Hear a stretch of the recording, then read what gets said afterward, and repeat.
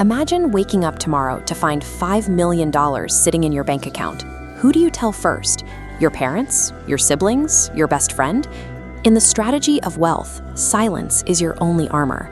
By making that phone call, you have effectively walked onto a battlefield without your shield. A sudden windfall does not change who you are. It unmasks you. It creates a gravitational pull that attracts every opportunistic acquaintance and distant relative in your orbit, all seeking a piece of your new reality. This was the tragedy of Jack Whittaker. In 2002, he won a $315 million lottery and immediately became a public hero. Within a few years, that transparency destroyed his life. His wife left him, his friends vanished, and his granddaughter died from an overdose funded by his open wallet. Whittaker assumed that his bank balance was a substitute for wisdom. He treated the money like an endless celebration, ignoring the reality that every dollar he displayed was a signal to a predator. This pattern was documented 5 centuries ago by Niccolò Machiavelli. He observed that leaders who gain power through pure luck, rather than discipline and skill, rarely keep their positions once that luck eventually turns. Surviving a fortune requires you to stop viewing it as a gift and start seeing it as a territory, one that demands a ruthless Machiavellian defense. Phase 1 is the weapon of silence.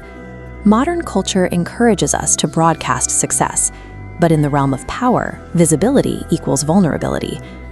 Machiavelli studied Cesare Borgia, a ruler who dominated through flashy, aggressive displays of power. Borgia's visibility was his downfall. It bred intense jealousy among his peers and invited the very betrayals that eventually ended his reign. Contrast that with the Rothschild family. While they financed empires and wars, they remained boring, quiet, and invisible to the public eye. They understood that true influence does not need a spotlight to function. This leads to phase 2, building the fortress. When you receive a windfall, your first phone call is not to your family, it is to an attorney. Real power is structured. This stealth wealth model separates an individual from assets via legal barriers like trusts and holding companies. These layers act as a shield.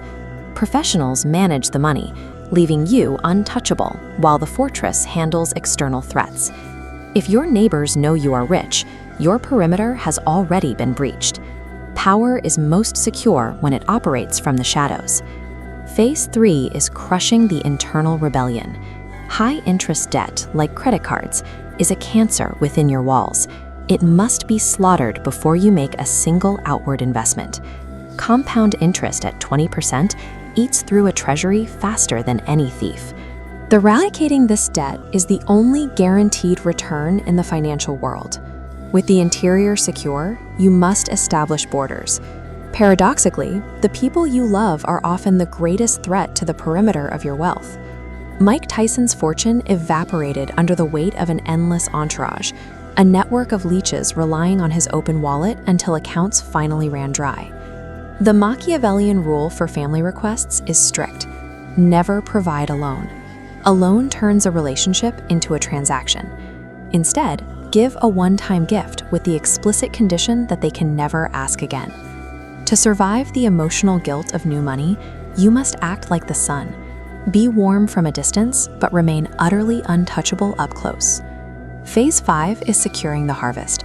It requires a shift in how you perceive the money in your account.